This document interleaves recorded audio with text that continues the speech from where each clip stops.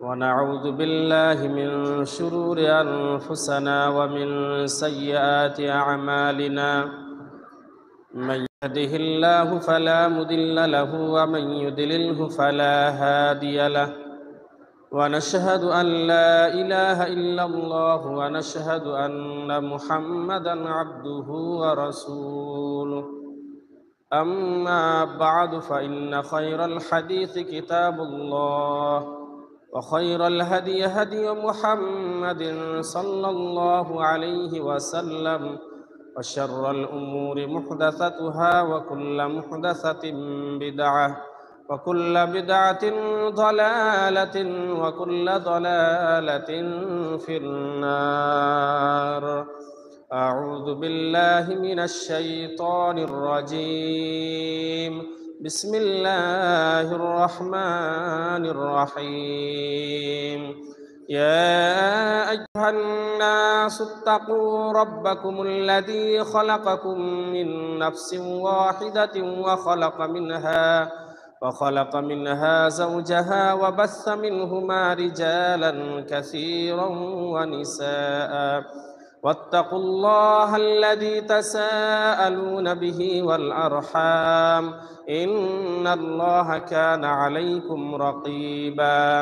يا أيها الذين آمنوا اتقوا الله حق تقاته ولا تموتن إلا وأنتم مسلمون. يا أيها الذين آمنوا اتقوا الله وقولوا قولا سديدا يصلح لكم أعمالكم ويغفر لكم ذنوبكم ومن يطع الله ورسوله فقد فاز فوزا عظيما. بارك الله فيكم.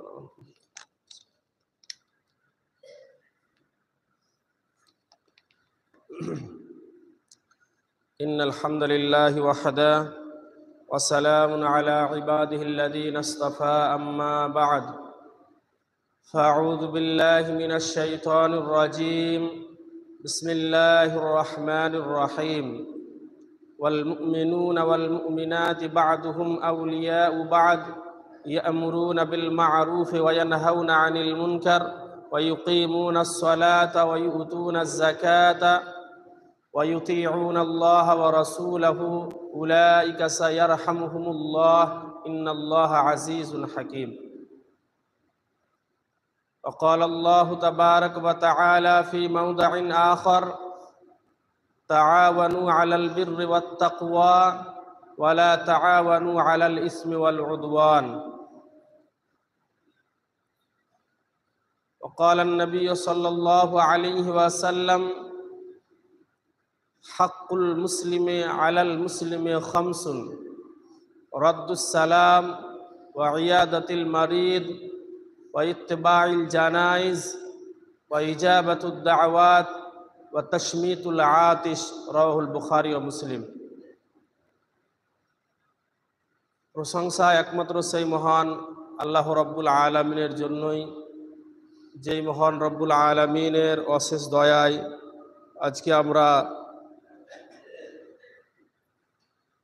সকলেই এই জামে মসজিদে এসে জুমার খুতবা শোনার জন্য এবং জুমার সালাত আদায়ের জন্য এক জায়গায় একত্রিত হতে পেরেছি। সেই মহান রব্বুল আলামিনের অসংখ্য প্রশংসা। সংক্ষিপ্তে আমরা তার শুকরিয়া আদায় করে বলি আলহামদুলিল্লাহ। তারপরে পরেই দরুদ পরিবেশন করি মহাত্মা মহাপুরুষ মা আমিনার লাল আহমদ মুজতবা মুহাম্মদ মুস্তাফা সাল্লাল্লাহু আলাইহি ওয়াসাল্লামের উপর অগণন দরুদ সালাম বর্ষিত হোক। আল্লাহুম্মা সাল্লি আলাইহি আল্লাহুম্মা বারিক আলাইহি। ব্রাদারান ইসলাম, আমি আপনাদের সামনে দুইটি সূরার দুইটি আয়াতের অংশ বিশেষ আনুষঙ্গিক একটি সহিহ হাদিস আপনাদের সামনে পরিবেশন করেছি। সেই আয়াত ও হাদিসের পরিপ্রেক্ষিতে আজকের বিষয়বস্তু হচ্ছে ইসলামী ভ্রাতৃত্ব। আমরা সকলেই বিশেষ করে যারা আমরা মুসলিম তারা আমরা একটা জিনিস মৌখিকভাবে আমরা মাথায় রাখি যে আমরা প্রত্যেক মুসলমান ভাই ভাই। তো প্রত্যেক মুসলমান ভাই ভাই এটা শুধুমাত্র আমাদের মৌখিকভাবে থাকে। কথার কথায় যখন বলতে হয় তখন আমরা এই কথাটা উচ্চারণ করি যে আমরা মুসলিম, এক অপরের ভাই ভাই। অথচ একজন মুসলিম আর একজন মুসলিমের জন্য সত্যিকারের বন্ধু বা হিতাকাঙ্ক্ষী বা দিনী ভাই হওয়াটাই জরুরি বা হওয়াই উচিত। কিন্তু আজকে আমরা মুসলিম হতে গেলেও, যদিও আমরা নিজেকে মুসলিম বলে দাবি করি, হয়তো আমরা নিজে দাবি করি, যদিও আমরা কোরআন হাদিসের আলোকে অনেকে মুসলিম বলে দাবি করার পরেও সে মুসলিম নয়, কিন্তু তারপরেও যখন মুসলিম বলে আমরা দাবি করছি, তো একজন মুসলিম আর একজন মুসলিমের জন্য হবে বন্ধু শুভাকাঙ্ক্ষী। কিন্তু আমরা আজকে একজন মুসলিম আর একজন মুসলিমের বন্ধু শুভাকাঙ্ক্ষী হতে পারি না। কেন? এর কারণটা হচ্ছে কয়েকটা। এক, হয়তো সে আমার দলের লোক নয়, সেটা যদি রাজনৈতিক ক্ষেত্রে হয় তাহলে সে যখন আমার দল থেকে বেরিয়ে গেল তখন সে আমার শত্রু হয়ে গেল, যদিও সে আমার নিজের বাপের মানে সন্তান, আমার নিজের ভাই। পার্টিগত দিক দিয়ে যখন তার সাথে তখন সে তার ভাই, আর যখন তার দল থেকে বেরিয়ে গেল সে তখন শত্রুর মতো। দ্বিতীয়ত, সংগঠনের ক্ষেত্রে আমরা নিজেকে মুসলিম বলে দাবি করি, কিন্তু তারপরেও আমরা প্রকৃত মুসলিম হতে পারিনি। সেটা হচ্ছে এই যে যখন কোনো ব্যক্তি সে আমার সংগঠনের তখন সে আমার ভাই, আর সে যখন অন্য সংগঠনের তখন সে আমার ভাই নয়। অনুরূপভাবে বিভিন্ন ক্ষেত্র রয়েছে যে আমরা মুসলিম ভাই ভাই বলে বলি এটা, কিন্তু তারপরেও আমরা সামান্যটুকু কারণে, পার্থিব কারণে প্রকৃত যে ভাই হওয়া উচিত কোরআন এবং সহিহ হাদিসের আলোকে, সেই ভাই আমরা এখনো হতে পারিনি। অথচ আল্লাহর নবী সাল্লাল্লাহু আলাইহি ওয়াসাল্লাম বলেছেন যে একজন মুসলিম আর একজন মুসলিমের সাথে সম্পর্কটা হবে এমন যে শরীরের কোনো জায়গাতে যদি তার ক্ষতবিক্ষত হয় বা কোনো জায়গাতে শরীরের তার যদি কাঁটা বিদ্ধ হয়, তাহলে সেই কাঁটার বা সেই ক্ষতবিক্ষত জায়গার ব্যথার কারণে পুরো শরীরটা ব্যথায় ব্যথিত হয়, পুরো শরীরটা ব্যথা অনুভব করে। তো একজন মুসলিম আর একজন মুসলিমের মধ্যে ভ্রাতৃত্ব ভাবটা এমনই হওয়া উচিত।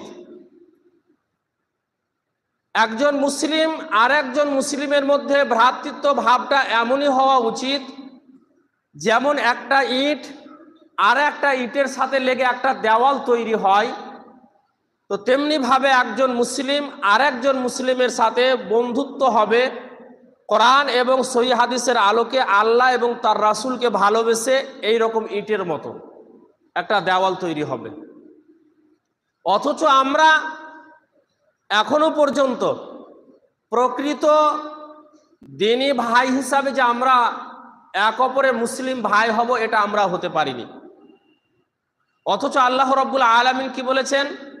ওয়াল মুমিনুনা ওয়াল মুমিনাতু বা'দুহুম আউলিয়াউ বা'দ ইয়া'মুরুনা বিল মা'রুফি ওয়া ইয়ানহাউনা আনিল মুনকার ওয়া ইউকিমুনাস সালাতা ওয়া ইউতুনাজ যাকাতা ওয়া ইউতিউনা আল্লাহ ওয়া রাসূলাহু উলাইকা সায়ারহামুহুমুল্লাহ। আল্লাহ রাব্বুল আলামিন বলেছেন যে একজন মুমিন পুরুষ এবং একজন মুমিনা নারী তারা এক অপরের বন্ধু শুভাকাঙ্ক্ষী এই দিক থেকে যে ইয়ামুরুনা বিল মারুফ ওয়া ইয়ানহাউনা আনিল মুনকার, তারা এক অপরকে সৎ কাজের আদেশ দেবে, ওয়া ইয়ানহাউনা আনিল মুনকার এবং অসৎ কাজে নিষেধ করবে, ওয়া ইউকিমুনাস সালাতা আর তারা সালাত প্রতিষ্ঠিত করবে, সালাত কায়েম করবে, ওয়া ইউতুনাজ যাকাত আর তারা যাকাত প্রদান করবে, ওয়া ইউতিউনাল্লাহ ওয়া রাসূলাহু এবং তারা আল্লাহ ও তার রাসূলের ইতাআত করবে, অনুসরণ করবে। উলাইকা সায়ারহামুহুমুল্লাহ, যদি এটা তারা করে তাহলে নিশ্চয় আল্লাহ রাব্বুল আলামিনের দয়া, তার করুণা, তার রহমত তাদের উপরে হবে। তো তাহলে একজন মুমিন, একজন মুমিনা, নারী পুরুষ, তারা শুধুমাত্র আল্লাহ এবং তার রাসূলের অনুসরণ করবে, তারা সালাত প্রতিষ্ঠিত করবে, তারা যাকাত প্রদান করবে, তারা এক অপরের সৎ কাজের আদেশ করবে এবং অসৎ কাজে নিষেধ করবে। এরাই হচ্ছে আসল বন্ধু শুভাকাঙ্ক্ষী, এরাই হচ্ছে মুসলিম ভাই ভাই। আজকে আমরা মুসলিম ভাই ভাই হিসাবে বলতে গিয়ে এমনই একটা জায়গাতে, এমনই একটা পর্যায়ে পৌঁছে গেছি যে আজকে আমরা মুসলিম ভাই ভাই কিভাবে হতে হবে এটাই আমরা এখনো বুঝতে পারিনি। আল্লাহ রাব্বুল আলামিন অন্য জায়গায় বলেছেন সূরা তাওবার মধ্যে যে ওয়াতাসিমু বিহাবলিল্লাহি জামিআন ওয়া লা তাফাররাকু, সূরা আলে ইমরানের মধ্যে ওয়াতাসিমু বিহাবলিল্লাহি জামিআন ওয়া লা তাফাররাকু, তোমরা বিহাবলিল্লাহি জামিআ সকলেই মিলে কি করো, আল্লাহ রাব্বুল আলামিনের রজ্জুকে মানে তার কোরআনকে, তার বিধানকে তোমরা কি করো, আঁকড়ে ধরে থাকো। ওয়ালা তাফাররাকু, আর তোমরা দলে দলে বিভক্ত হয়ে যেও না। এখন প্রশ্ন আসবে এখানে যে তাহলে যতগুলো সংগঠন ততগুলো দল, যতগুলো সংগঠন ততগুলো দল, তো আমরা যে এই সংগঠনগুলো করতে গিয়ে দলে দলে বিভক্ত হয়ে পড়েছি, তাহলে কি আমরা আল্লাহর রজ্জুকে, আল্লাহর কোরআনকে আঁকড়ে ধরতে পারিনি? এক কথায় মাথায় রাখতে হবে, কোরআন এবং সহিহ হাদিসের আলোকে যারা যে দল করছে, কোরআন এবং সহিহ হাদিসের আলোকে যেই দল করা উচিত সেই দল যারা করছে তারাই আল্লাহর রজ্জুকে আঁকড়ে ধরে আছে। এখন আপনি জ্ঞানীগুণী মানুষ, কারা কোরআন এবং সহিহ হাদিসের আলোকে এর উপরে আছে এবং এই কোরআনকে এবং সহিহ হাদিসকে অর্থাৎ আল্লাহর কোরআনকে আঁকড়ে ধরে আছে, এটা আপনাকে কোরআন এবং সহিহ হাদিসের যারা জ্ঞানী, যারা মহারথী, যারা পণ্ডিত, যারা মুহাদ্দিস, যারা মুফাসসির, তাদের সাথে যারা উঠা বসা করবে, তাদের সাথে যারা চলাফেরা করবে, তাদের সাথে যারা বন্ধুত্ব রাখবে, তারাই বুঝতে পারবে যে সঠিক মানে দল বা আল্লাহর রজ্জুকে আঁকড়ে ধরা আসল কোনটা। আমি সেই দিকে ব্যাখ্যা করতে যাচ্ছি না। তারপরে ওয়াযকুরু নি'মাতাল্লাহি আলাইকুম ইয কুনতুম আ'দাআন ফাআল্লাফা বাইনা কুলুবিকুম, আর কি বলা হয়েছে, এবং তোমরা তোমাদের প্রতি আল্লাহ যেন তোমাদের প্রতি আল্লাহ যে দান করেছে তা স্মরণ করো, যা দান রয়েছে তা স্মরণ করো। যখন তোমরা পরস্পর শত্রু ছিলে তখন তিনি তোমাদের অন্তঃকরণে প্রীতি স্থাপন করেছিলেন, অতঃপর তোমরা তার অনুগ্রহে ভ্রাতৃত্বে আবদ্ধ হলে এবং তোমরা ভ্রাতৃত্বে আবদ্ধ হলে। কথাটা হচ্ছে যে আল্লাহ রাব্বুল আলামিন এই আয়াতের দ্বারা যেটা বুঝাতে চেয়েছেন, এটা সম্ভবত আল্লাহ রাব্বুল আলামিন সেই সময়ের যুগে যখন আল্লাহর নবী সাল্লাল্লাহু আলাইহি ওয়াসাল্লাম নবী হননি, সেই আগের যুগে আল্লাহ রাসূল যখন পৃথিবীতে আসেনি তার আগে, যখন মানুষের মধ্যে একটা বিভেদ বিচ্ছেদ ছিল, জাহেলিয়াতের যুগে যখন মানুষের এক অপরের শত্রু হয়েছিল বিভিন্ন কারণে এবং সামান্য কারণে তারা এক অপরের শত্রু হয়েছিল, আল্লাহর নবী সাল্লাল্লাহু আলাইহি ওয়াসাল্লাম আসার পরে তারা যখন একে একে বিভিন্ন গোত্র থেকে যখন তারা ইসলাম কবুল করলো, ইসলাম কবুল করার পরে আল্লাহর নবী সাল্লাল্লাহু আলাইহি ওয়াসাল্লাম তাদের মধ্যে ভ্রাতৃত্বের ভাব বা ভ্রাতৃত্বের ভালোবাসা আল্লাহর নবী সাল্লাল্লাহু আলাইহি ওয়াসাল্লাম সৃষ্টি করে দিলেন। এবং এই সৃষ্টিটা কে করেছিলেন? আল্লাহ রাব্বুল আলামিন করেছিলেন। আল্লাহ রাব্বুল আলামিন অন্য আয়াতের দ্বারাই বলেছেন যে লাউ আনফাকতা মা ফিল আরদি জামিআন মা আল্লাফতা বাইনা কুলুবিহুম, তোমরা যদি সারা পৃথিবীর সম্পদকে খরচ করে দিয়ে তোমরা মনে করতে যে আমরা মানুষের অন্তরে এক অপরের মধ্যে ভ্রাতৃত্বের ভাব সৃষ্টি করব, তোমরা করতে পারতে না। লাউ আনফাকতা মা ফিল আরদি জামিআন মা আল্লাফতা বাইনা কুলুবিকুম। অথচ আল্লাহ রাব্বুল আলামিন মানুষের হৃদয়ে ভালোবাসা সৃষ্টি করেছেন। এই ভালোবাসা কিভাবে সৃষ্টি হয়েছে? এই ভালোবাসা কিভাবে সৃষ্টি হয়েছে? সৃষ্টি হওয়ার কারণ হচ্ছে এই যে একজন মুসলিম আর একজন মুসলিমের বন্ধু শুভাকাঙ্ক্ষী, একজন মুসলিম আর একজন মুসলিমের ভাই ভাই। অতএব ভাই ভাই হওয়ার ক্ষেত্রে যখন একজন মুসলিম আর একজন মুসলিমের সাথে সাক্ষাৎ হবে, সাক্ষাৎ হওয়ার সময়ে তারা সালাম দেবে, তারা সালাম দেবে। আর সালাম দেওয়ার সময়ে এই যে মানুষ এক অপরের সাথে যখন মুসাফা করবে, হাতে হাত মিলিয়ে যখন সালাম দেবে, তো যখন হাতে হাত মিলিয়ে সালাম দেবে, সালাম দেওয়ার সময়ে মানুষের হৃদয় থেকে হৃদয়ের তার এক অপরের প্রতি যে ভালোবাসাটা জাগ্রত হয় বা জাগ্রত হবে, এটা সারা পৃথিবীর সম্পদ খরচ করে দিলে এই ভালোবাসাটা মানুষের হৃদয় জাগ্রত করতে পারবে না। এই ভালোবাসা মানুষের হৃদয়ে জাগ্রত করতে পারবে না। অতএব আমরা একজন মুসলিম আর একজন মুসলিমের ভাই ভাই হওয়ার ক্ষেত্রে এইবারে আমরা চলে আসি যে আমরা যদি এক অপরের ভাই ভাই হই তাহলে আমাদের জন্য করণীয় কি? আমাদের জন্য করণীয় কি? আল্লাহর নবী সাল্লাল্লাহু আলাইহি ওয়াসাল্লাম বলেছেন, লা তাদখুলুনাল জান্নাতা হাত্তা তুমিনু ওয়ালা তুমিনু হাত্তা তাহাব্বু আওয়ালা আদুল্লুকুম আলা শাইইন ইযা ফাআলতুহু তাহাবাবতুম আফশুস সালামি বাইনাকুম। আল্লাহর নবী সাল্লাল্লাহু আলাইহি ওয়াসাল্লাম বলেছেন যে তোমরা লা তাদখুলুনাল জান্নাতা হাত্তা তুমিনু, তোমরা অতক্ষণ পর্যন্ত জান্নাতে প্রবেশ করতে পারবে না যতক্ষণ পর্যন্ত না তোমরা ঈমানদার হবে।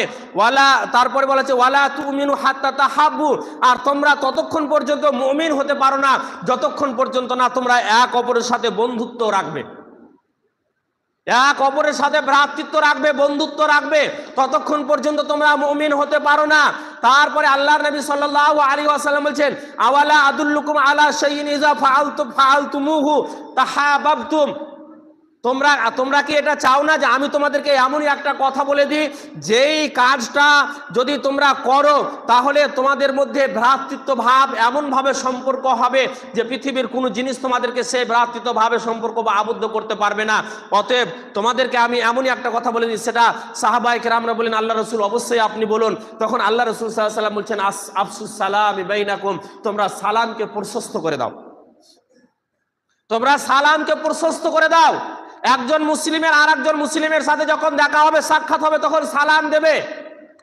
অথচ আজকে আমরা যদি দেখি এই সালামের মধ্যে রয়েছে শান্তি, এই সালামের মধ্যে রয়েছে ভালোবাসা, এই সালামের মধ্যেই রয়েছে এক অপরের বন্ধুত্বের সম্পর্ক বেড়ে যাওয়া, এই সালামের মধ্যে রয়েছে।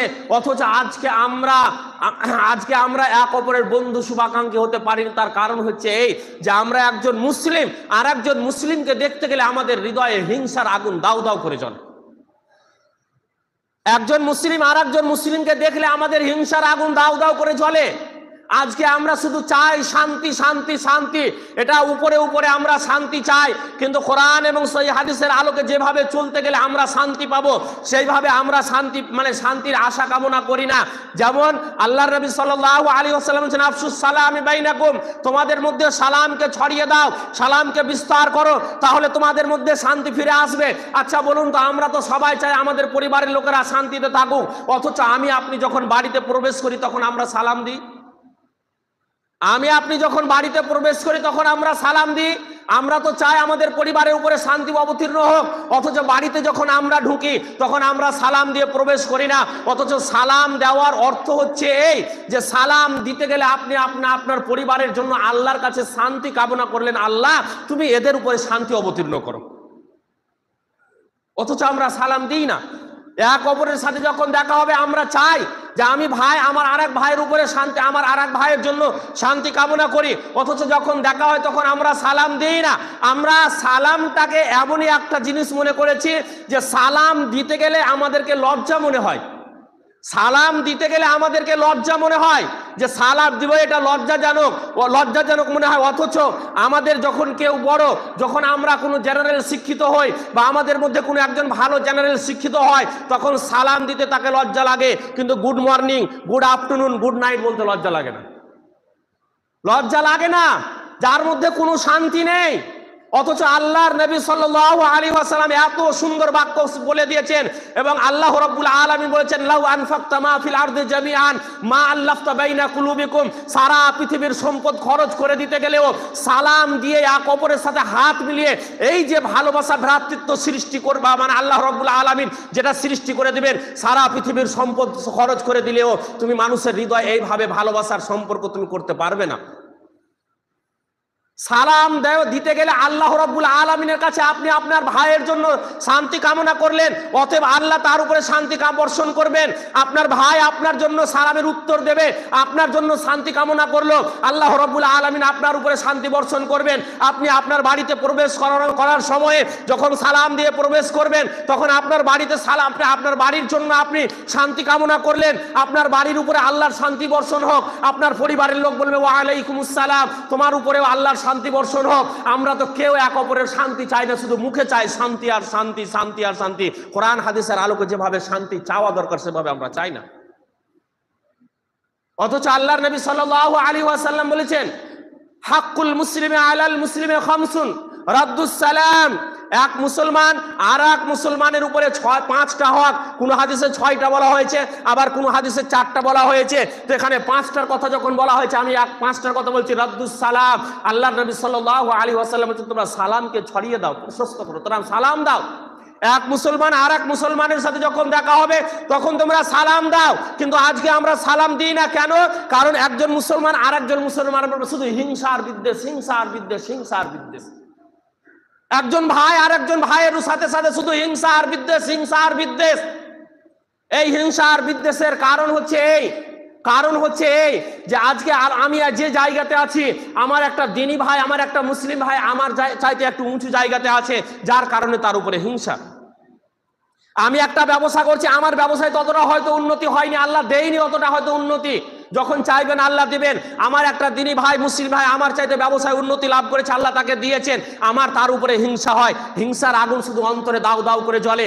অনেক ভাই রয়েছেন, যখন মানে তার কোনো দলের লোক নয়, তার কোনো সংগঠনের লোক নয়, তখন তার উপরে হিংসা হয় এবং তার জন্য সবসময় বদদুয়া কামনা করে, তার ক্ষতি হয়ে যাক, তার উমুক হয়ে যাক, তার ধ্বংস হয়ে যাক। এই ধরনের হিংসার আগুন দাউ দাউ করে জ্বলার কারণে আমরা এক অপরের শুধুমাত্র মানে ক্ষতি কামনা করছি, শুধুমাত্র ধ্বংস কামনা করছি। অথচ হিংসা এমনই একটা মারাত্মক জিনিস, হিংসা এমনই একটা মারাত্মক জিনিস। হিংসার ব্যাপারে আল্লাহর নবী সাল্লাল্লাহু আলাইহি ওয়াসাল্লাম বলেছেন, আগুন যেমন কাঠকে জ্বালায় পুড়িয়ে করে শেষ, সদ্গুণকে তেমনি জ্বালায় হিংসা ও বিদ্বেষ। আগুন যেমন কাঠকে জ্বালিয়ে ছাই করে দেয়, তেমনি ভাবে হিংসা যখন আপনি কারো উপরে করবেন, তার তো কোনো ক্ষতি করতে পারবেন না, আপনি কখনোই পারবেন না তার কোনো ক্ষতি করতে। তবে আপনি আপনার নেকিগুলোকে জ্বালিয়ে পুড়িয়ে ছাই করে দিলেন, এটা আপনি আপনার নিজের ক্ষতি করলেন। সাঈদ ইবনুল মুসাইয়্যিব রাহমাতুল্লাহি আলাইহি একজন বিপ্রখ্যাত তাবেঈ এবং সাইয়্যিদুত তাবেঈ বলা হয়েছে তাকে। সাঈদ ইবনুল মুসাইয়্যিবকে একজন ব্যক্তি এসে বলছেন, হে তাবেঈদের সর্দার সাঈদ ইবনুল মুসাইয়্যিব, আপনি কি জানেন অমুক লোকটা আপনার ব্যাপারে কটু মন্তব্য করে, অমুক লোকটা আপনার ব্যাপারে শুধু যেখানে সেখানে যা তা বলে যায়, যার তার সামনে যা তা কথা বলে, আপনার ব্যাপারে শুধুমাত্র আপনার গিলনা করে অমুক লোকটা। তখন করলেন, এই করতে করতে দেখতে দেখতে একদিন তিনি যেই ব্যক্তিটা তার মানে ব্যাপারে কি করে গিলনা করে বা তার ব্যাপারে কটু মন্তব্য করে, তার জন্য একটা উপহার নিয়ে গেলেন। উপহার এমন কেউ আছে আমরা, কেউ আমাকে মানে মানে অগোচরে গালি দেয়, কেউ আমার ব্যাপারে মানে কি করে গীবত করে, কেউ আমার ব্যাপারে নিন্দা করে, আমার পরচর্চা করে, তাহলে আমি তার জন্য উপহার নিয়ে যাব। আরো উল্টে যখন আমরা শুনি তার ব্যাপারে আমার হিংসা বিদ্বেষ বেড়ে গিয়ে তাকে মারার মানে পরিকল্পনা আমরা করি, তাকে কিভাবে মারতে পারবো, বা তার ব্যাপারেও আমি হয়তো 2-4টা তার গিলনা করে দিলাম, আমরা এরকম। কিন্তু সাঈদ ইবনুল মুসাইয়্যিব কি করলেন, ওই ব্যক্তির জন্য যে তার ব্যাপারে মানে গিলনা করছে, মন্তব্য করছে, কটু মন্তব্য করছে, তার জন্য উপহার নিয়ে গেলেন। উপহার যখন নিয়ে গেলেন, এই ব্যক্তিটা সেখানে কিন্তু ছিলেন, থাকার পরে এবারে তাকে উপহার যখন দিচ্ছেন, তখন এই ব্যক্তিটা সাঈদ ইবনুল মুসাইয়্যিবকে বলছেন যে, সাঈদ ইবনুল মুসাইয়্যিব, আপনি এই ব্যক্তিটাকে মানে আপনি উপহার দিচ্ছেন, যেই ব্যক্তিটা আপনার দিন গেলে একবারও নয় একবার গীবত করে, আপনার ব্যাপারে পরচর্চা করে, আপনার ব্যাপারে কটু মন্তব্য করে, এই ব্যক্তিটাকে আপনি উপহার দিচ্ছেন। তখন সাঈদ ইবনুল মুসাইয়্যিব একটা এত সুন্দর কথা বলেছিলেন, যেই কথাটা আমাদের জন্য স্মরণীয় এবং পালনীয়। তিনি বলেছিলেন যে এর চাইতে ভালো ব্যক্তি আমার কাছে আর কেউ হতে পারে না। কেন? তার কারণ হচ্ছে এ যখনই আমার ব্যাপারে আমার পরচর্চা করে, বা যখনই আমার ব্যাপারে কটু মন্তব্য করে, যখনই আমার দোষ ত্রুটি মানুষের সামনে ব্যক্ত করে, তখন সে কি করে আমার গুনাহগুলো তার ঘাড়ে নিয়ে নেয় এবং তার নেকিগুলো আমাকে দিয়ে দেয়। তো যেই ব্যক্তি দুনিয়াতে তার নেকি আমাকে দিয়ে দেয়, এর চাইতে ভালো ব্যক্তি আমার কাছে আর কে হতে পারে? ওই জন্য তো উপঢৌকন নিয়ে এসছে। কি বুঝতে পারলেন কথাটা? কথাটা হচ্ছে এই, আল্লাহর নবী সাল্লাল্লাহু আলাইহি ওয়াসাল্লাম বলেছেন, মানুষ যখন কারো উপরে হিংসা করে, হিংসা এমনই একটা জিনিস, বিদ্বেষ এমনই একটা জিনিস যে আপনার হিংসা আপনাকেই খাবে। যার ব্যাপারে আপনি হিংসা করবেন, কটু মন্তব্য করবেন ও তার পরচর্চা করবেন, তার গুনাহগুলো আপনার ঘাড়ে চাপবে, আর আপনার নেকিগুলো তার আমলনামায় যাবে। এবারে দেখেন আপনি কত বড় হতভাগা ব্যক্তি, কত বড় হতভাগা। তো আল্লাহর নবী সাল্লাল্লাহু আলাইহি ওয়াসাল্লাম কি বলেছেন?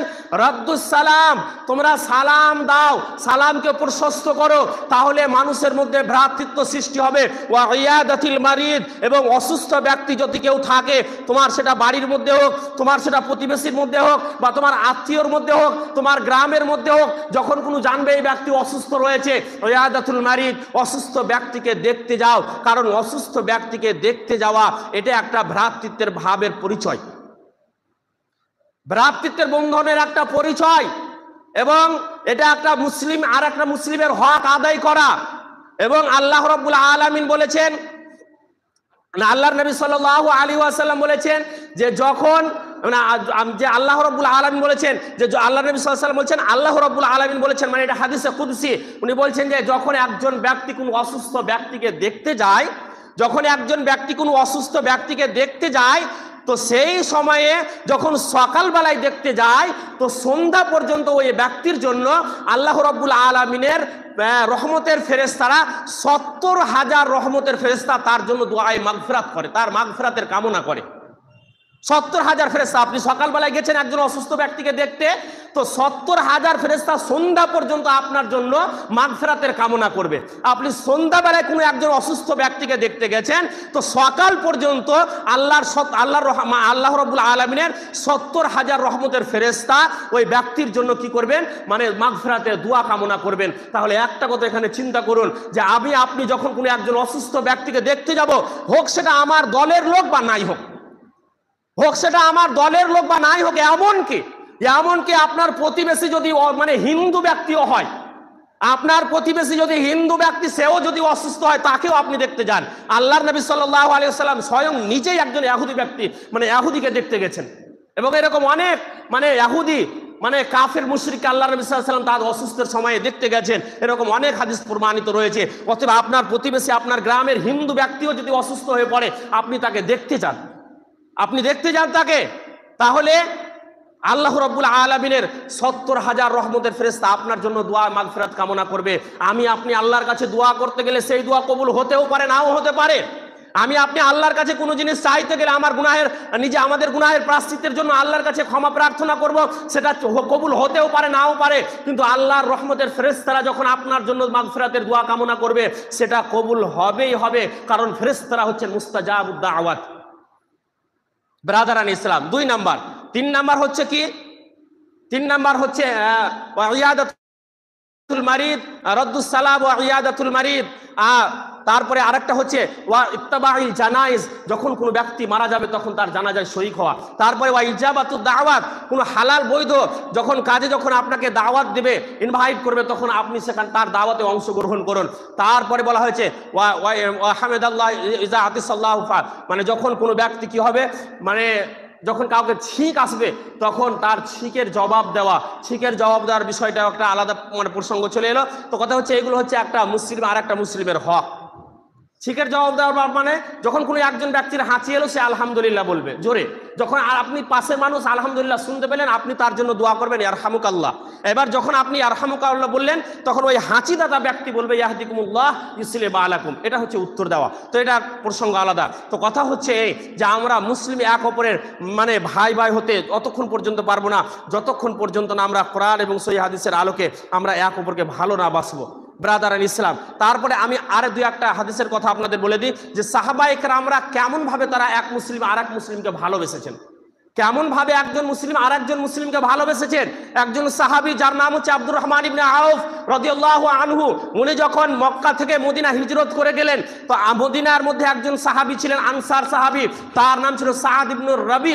এই সাদ ইবনুর রবি রাদিয়াল্লাহু তাআলা আনহুর সাথে আব্দুর রহমান ইবনে আউফের আল্লাহ নবী সাল্লাল্লাহু আলাইহি ওয়াসাল্লাম কি করলেন, ভাই ভাই সম্পর্ক লাগিয়ে দিলেন, মানে একটা বন্ধুত্ব ভ্রাতৃত্বের সম্পর্ক লাগিয়ে দিলেন। সম্পর্ক যখন গড়িয়ে দিলেন, তখন সাদ ইবনুর রবি আব্দুর রহমান ইবনে আউফকে মানে বন্ধুর মতো চলাফেরা করতে গিয়ে বলছে, দেখেন আব্দুর রহমান ইবনে আউফ, আমি হচ্ছি আনসারদের মধ্যে সবচাইতে ধনী ব্যক্তি, আনসারদের মধ্যে আমি হচ্ছি সব চাইতে ধনী ব্যক্তি, এবং এটা আনসারেরাও জানে যে আমি ধনী ব্যক্তি। অতএব শুনেন আপনি, আমার যতগুলো সম্পদ রয়েছে এই সমস্ত সম্পদের অর্ধেক সম্পদ আমি তোমার নামে লিখে দিলাম, মানে তোমাকে দিয়ে দিলাম। আনসার এই জন্যই আনসার মদিনার সাহাবীদেরকে বলা হয় যে মক্কা থেকে যারা হিজরত করে গেছিলেন তারা কিভাবে তাদের সহযোগিতা করেছিলেন। আমার সমস্ত যতগুলো সম্পদ রয়েছে সমস্ত সম্পদের অর্ধেক সম্পদ আমি তোমাকে দিয়ে দিলাম। আর আমার দুইটা স্ত্রী রয়েছে, আমার দুইটা স্ত্রী, কারণ মক্কা থেকে যখন মুসলিমদেরকে ছেড়ে যেতে হয়েছে, ঘর বাড়ি পরিবার সব ছেড়ে তাদেরকে ত্যাগ করে মদিনা যেতে হয়েছে, বলছেন আমার দুইটা স্ত্রী রয়েছে, আপনি দুইটা স্ত্রীর মধ্যে যেটা আপনার পছন্দ হবে সেটাকে আমি তালাক দিয়ে দিব, ইদ্যত পালন করার পরে আমি তার সাথে আপনার বিবাহ দিয়ে দিব। এই ধরনের তারা সহযোগিতা করেছেন। শুধু তাই নয়, আর একটা সাহাবীর কথা ইবনে উমর রাদিয়াল্লাহু তাআলা আনহু বলছেন যে আমি একদিন একজন সাহাবীর বাড়িতে কি করলাম, কিছু উপঢৌকন মানে একটা ছাগলের মাথার মাংস আমি দিতে গেলাম। তো যখন একজন সাহাবীর বাড়িতে দিতে গেলাম, তখন সে বলছে, দেখো আমার চাইতে মনে হয় আমার বাড়ির পাশের যে ব্যক্তি রয়েছে এর ছেলেদের বেশি প্রয়োজন, এটা তাদের বাড়িতে নিয়ে যাও। তাদের বাড়িতে নিয়ে গেলেন ইবনে উমর, তাদের বাড়িতে নিয়ে গিয়ে আবার সে বলছে দ্বিতীয় মানে ওই বাড়িওয়ালা যে আমার চাইতে মনে হয় ওই বাড়ির লোকের বেশি প্রয়োজন আছে, অতএব ওই সাহাবীর বাড়িতে নিয়ে যান। তিনি আবার তার বাড়িতে চলে গেলেন। এই করতে করতে ইবনে উমর রাদিয়াল্লাহু তাআলা আনহু বলছেন আমি 7টা পরিবারের কাছে গেলাম, 7টা বাড়ি ঘুরে যাওয়ার পরে 7 নম্বরের বাড়িতে যখন গেলাম, তিনি আমাকে বলছেন আমার চাইতে ওই প্রথম ব্যক্তি যার কাছে গিয়েছিলেন তিনি বেশি প্রয়োজন, তিনি আর বেশি আছে, অতএব তার বাড়িতে নিয়ে যান। এটা সুবহানাল্লাহ। তারা এক অপরের কিভাবে সহযোগিতা করেছে, এতে ভ্রাতৃত্বের সম্পর্কটা কিভাবে বজায় থাকবে। শুধু তাই নয়, জিহাদের ময়দানে সাহাবীরা আহত হয়েছেন, জান যাবো এমন অবস্থায় একজন সাহাবী পানি করে চিৎকার করছেন, আর এই পানি করে চিৎকার করার সময়ে অন্য সাহাবী তার জন্য পানি যখন নিয়ে গেলেন, পানি যখন নিয়ে যেয়ে মুখে ঢালতে যাবে এমতো অবস্থায় আর একজন পাশের সাহাবী আহত হয়ে আছেন জিহাদের ময়দানে, তিনি পানি করে যখন চিৎকার করেছে, ইনি তখন পানি না পান করে বলছে আমার চাইতে আমার ওই ভাই বেশি পিপাসিত আছে, অতএব তার কাছে এই পানিটা নিয়ে যাও। যখন তার কাছে সেই পানির বোতলটা নিয়ে যাওয়া হলো, বা পানির মানে কলসটা বা পানির ওই কি বলা হয়েছে আপনার যেটা মশকটা নিয়ে যাওয়া হলো, পানি তার গলায় ঢালতে যাবে এমতো অবস্থায় আর একজন তৃতীয় সাহাবী আহত হয়ে আছেন যুদ্ধে জিহাদের ময়দানে, তিনি পানি করে চিৎকার করছেন। এইবারে এই দ্বিতীয় সাহাবী পানি না পান করে বলছে আমার চাইতে মনে হয় আমার ওই ভাইটা বেশি পিপাসিত রয়েছে, অতএব তার কাছে পানির মশকটা নিয়ে যাও। তার কাছে যখন পানির মশকটা এই সাহাবী নিয়ে গেলেন, তার কাছে যেতে না যেতে তিনি দুনিয়া থেকে শাহাদাত বরণ করেছেন। ইন্না লিল্লাহি ওয়া ইন্না ইলাইহি রাজিউন। তৃতীয় ব্যক্তিকে পানি পান করাতে পারলেন না, এইবারে ওই সাহাবী ছুটে আসছেন পানির মশকটা নিয়ে দ্বিতীয় সাহাবীর কাছে যখন আসলেন, তিনিও দুনিয়া থেকে চলে গিয়েছেন, শাহাদাত বরণ করেছেন। দ্বিতীয় সাহাবীকেও পানি পান করাতে পারলেন না। তারপরে এইবারে চলে আসলেন তৃতীয় সাহাবীর কাছে প্রথম সাহাবীর কাছে যখন চলে আসলেন, তিনিও দুনিয়া ত্যাগ করেছেন, শাহাদাত বরণ করেছেন। ইন্না লিল্লাহি ওয়া ইন্না ইলাইহি রাজিউন। তাহলে তারা এক অপরের মানে অন্তরে তাদের মধ্যে এক অপরের সাথে কি ভালোবাসা এবং ভ্রাতৃত্ব ছিল, তারা একজন মুসলিম আর একজন মুসলিমকে কিভাবে তারা ভালোবেসেছে, নিজের প্রাণের শেষ মুহূর্ত পর্যন্ত একজন আর একজনকে ভালোবাসার প্রতীক তারা দিয়ে গিয়েছেন। এটা ছিল সাহাবীদের আচরণ, এটা ছিল সাহাবীদের ব্যবহার। অতএব ব্রাদারান ইসলাম, আমরা তো সেই সাহাবীদেরই আমরা কি সাথী, আমরা তো সেই নবীর উম্মত, যেই সাহাবীরা সেই নবীর উম্মত ছিল, আমরা তো সেই নবীর উম্মত। তারা যখন এরকম এক অপরের সাথে ভ্রাতৃত্ব রাখতে পেরেছে, আমরা মুসলিম যে যাই করি, যে কোনো দল করি, যে কোনো পার্টি করি, আমরা কি পারবো না একজন মুসলিম আর একজন মুসলিমের জন্য বন্ধু হিসেবে শুভাকাঙ্ক্ষী হতে? আমরা কি পারবো না? অবশ্যই পারবো। অতএব আল্লাহ রাব্বুল আলামিনের কাছে শেষের বেলায় দোয়া করবো, ইলাহাল আলামিন, আল্লাহ গো আমরা প্রত্যেক মুসলমান এক অপরের সাথে যেন ভাই হয়ে থাকতে পারি, তার তুমি তৌফিক দান করো, বলো আমিন। ইলাহাল আলামিন, আল্লাহ গো আমরা যেন তোমার রজ্জুকে কোরআনকে যেভাবে আঁকড়ে ধরার সেইভাবে আঁকড়ে ধরতে পারি, আল্লাহ তার তুমি তৌফিক দান করো, বলো আমিন। ইলাহাল আলামিন, আল্লাহ গো আমরা সকলেই যেন আমরা দ্বীন ইসলামের উপরে জান্নাতের দিকে ফিরে আসতে পারি, জান্নাতের পথে ফিরে আসতে পারি, তার তুমি তৌফিক দান করো, বলুন আমিন। আল্লাহ তুমি আমাদের কবরের আযাব থেকে রক্ষা করো, আল্লাহ তুমি আমাদের হাসরের ময়দানের ভয়াবহ দিন থেকে আল্লাহ তুমি আমাদের রক্ষা করিও, আল্লাহ তুমি আমাদের জাহান্নাম থেকে রক্ষা করে জান্নাতুল ফিরদাউস দান করিও, বলুন আমিন। ওয়া আখিরু দাওয়ানা আলহামদুলিল্লাহি রাব্বিল আলামিন। আল্লাহুম্মা সাল্লি আলা মুহাম্মাদিন ওয়া আলা আলি মুহাম্মাদ কামা সাল্লাইতা আলা ইব্রাহিম ওয়া আলা আলি ইব্রাহিম ইন্নাকা হামিদুম মাজিদ। আল্লাহুম্মা বারিক আলা মুহাম্মাদিন ওয়া আলা আলি মুহাম্মাদ কামা বারাকতা আলা ইব্রাহিম ওয়া আলা আলি ইব্রাহিম ইন্নাকা হামিদুম মাজিদ। রব্বানা তাকাব্বাল মিন্না السميع العليم وتب علينا إنك أنت التواب الرحيم. سبحان ربك رب العزة عما